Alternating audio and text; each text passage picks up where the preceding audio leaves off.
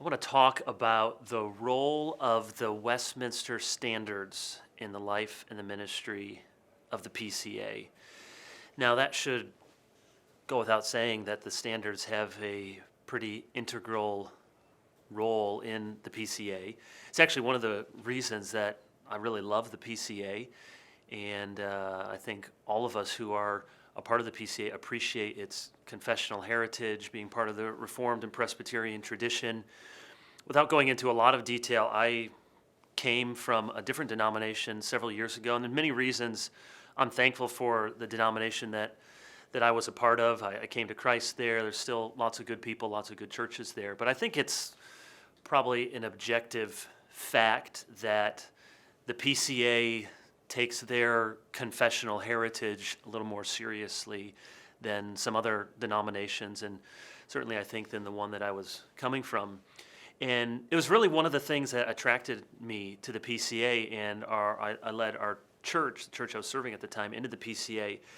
And that was one of the big things. We looked at a number of different denominations that we might move to if the Lord would have it. And we were really impressed by both the evangelical spirit and warm-hearted nature of the people that we knew in the PCA and the seriousness with which they took their doctrine. So when we're talking about PCA standards, we're talking, of course, about the Westminster Confession of Faith and the larger and the shorter catechisms. And there's a lot of really good reasons why we take those things seriously. When I teach our new members class, and we have lots of people from Baptist background and Methodists and former Catholics, as well as PCA people, I try to explain why do we have these things called confessions or catechisms, because it's new for some people. And I say we have them because it's for the unity of the church. This is one way that you should be able to go to PCA churches, even though we might look different. There might be some different styles and ways we do things. We ought to have confidence that the same theology is being taught, the same things are holding us together. So it's for unity. It's also for clarity that we have these documents, that they clarify to ourselves and to each other, this is what we really believe about the faith. These are the things that you can count on. Now, the question I often get from the people in our church is, well, how many of these things do I need to believe in order to be a member here of the church? I say, well, we have membership vows, so you don't have to agree to every jot and tittle of the Westminster Confession, but I want you to know, I want to be clear with you what you're going to hear us teach and what our officers subscribe to. So it's important for our unity, for our clarity, and I think it's important for our humility. That may sound strange because sometimes maybe people don't think of Presbyterian Reformed folks being humble with their doctrine, but really it should make us humble because we have this great doctrine that magnifies God and minimizes us. And there's also a humility in realizing that we didn't invent any of these things. We have been hopefully teaching and preaching the same things for thousands of years, and certainly in the Presbyterian tradition with our standards for coming up on 400 years. So there's certainly humility about what we believe. I want to just talk for really just a few minutes about, so then what's the role of the Westminster Standards in the PCA, and maybe give 4 or 5 ways that we can approach the standards wrongly, incorrectly. That's negative, but it's easier sometimes to get our minds around something when it's presented negatively. That's why the blog posts that goes viral aren't 10 ways to help your marriage, but 10 ways you can ruin your marriage, and everyone clicks. So my clickbait here are 5 ways that we can use the Westminster Standards poorly in the PCA. So here's number 1. We're using the standards poorly if we preach the standards and don't preach Christ. Now, by that I don't mean that we wouldn't preach from the standards. I'm just finishing a series on Sunday evening in my church from the Canons of Dort, not one of our standards, but coming up on the 400th anniversary of Dort. And so I've preached a number of times short series through different confessions or catechisms. So that's not what I mean, but what I mean is, as proud as we are of our doctrine and our confessional statements, the banner waving over our churches and over our preaching ministry has to be Christ. I mean, that's what we're bringing people into. That's the hope that we have for the world.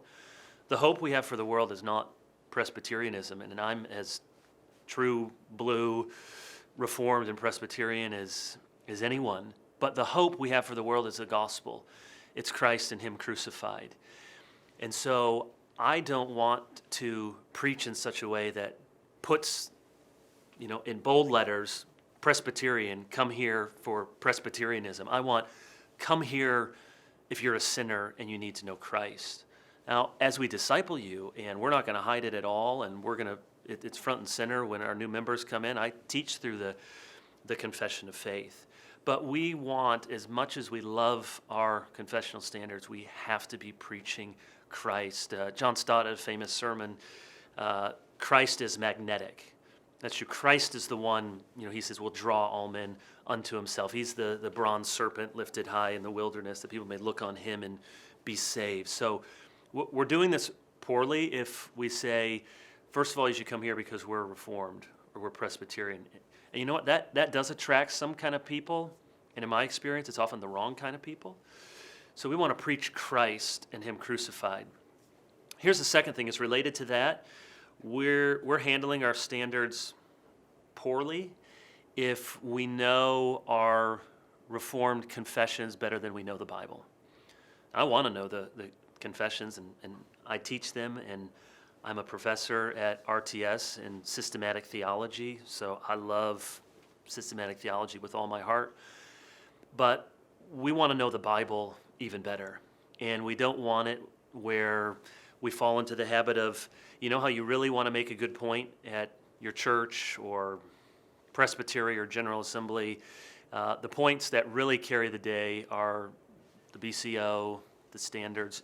Those things we need to know them, especially need to know the standards.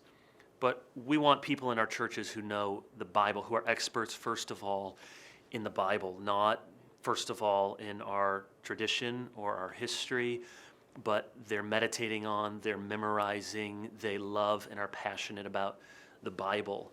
So that if there's a class at our church that's going through a book of the Bible, hopefully people are even more excited about that than about other things. So we want to preach Christ, we want to make sure we know the Bible. So flip it just a little bit. A third way that I think we can get this wrong is if we subscribe to our confessions only begrudgingly. There's a long history in Presbyterian churches of subscription controversies, and we're there's constantly this sort of push and pull and tug of war on how tight ought we to be to preserve the unity and the doctrine of the church, and what sort of allowances can we give. In my studies, I'm trying to finish a PhD, and I'm studying a Presbyterian pastor named John Witherspoon. Sorry, obligatory dissertation reference in a video here. But he was a pastor in Scotland before he came to be the president at Princeton in 1768.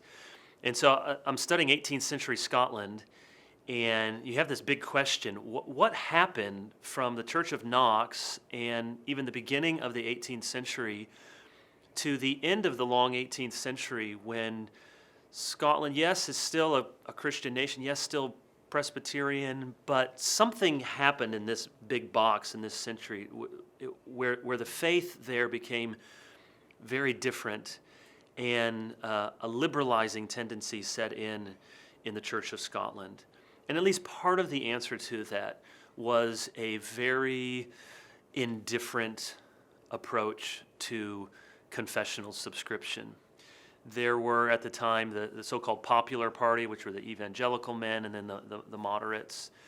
And this guy that I've been studying, Witherspoon, has a satire in the middle of the 1700s, and he gives a number of characteristics of these so-called moderate men, sort of theological latitudinarian. And one of them, he says, is they never mention the confession without a sneer. And I think, he was onto something.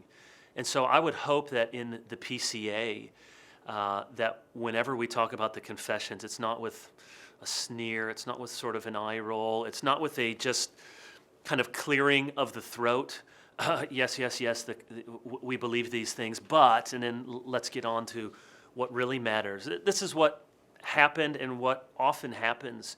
This is certainly what they saw in Scotland in the 18th century. It wasn't that men were coming out and saying, I no longer hold to the confession. They understood they would be in serious trouble because they made vows. They had subscribed to these things.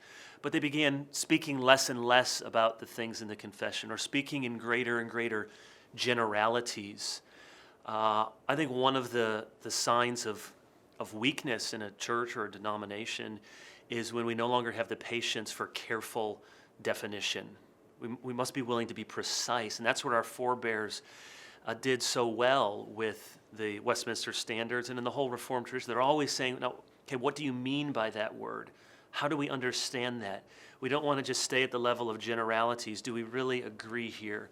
So if we are handling the standards correctly, I think we handle them not in a begrudging way, but with a real passion and an eagerness. And then a fourth way, I think we're not handling them correctly if we think that they say everything that possibly needs to be said.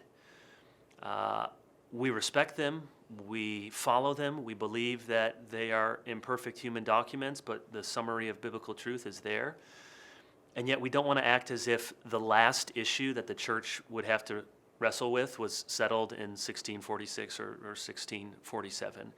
So we don't honor the standards by acting like they necessarily speak to every issue. They're inerrancy issues came up after that in different ways. And certainly in our own day, we're beset by all sorts of questions about gender and sexuality. And does that mean we need to, add to that confession? No. Do we need to rewrite new confessional standards? I don't think so. But it does mean we need to be constantly theologizing, and we need to be understanding the Bible and addressing these new issues for our day. So we never want to act like our goal is just to repristinate the 17th century or try to have Geneva here. That's not how Calvin or the Reformers or the Westminster Divines or the Puritans would have understood their own ministry. So we don't want to act as if the Westminster Confession has the last word to say about everything that needs to be said. And then just finally, sort of the flip side of that, I think we don't handle our confessional heritage rightly if we act as if the most important things we need to say are found somewhere else. So I just said the standards don't say everything, but I think we ought to conclude that the most important things we need to say are very likely in there, which is another way of saying we want to be churches, I hope, in the PCA that are keeping the main things, and the plain things, and the doctrines of the atonement and election and the Trinity and the atoning work of Christ and the two natures and progressive sanctification and the marks of the church.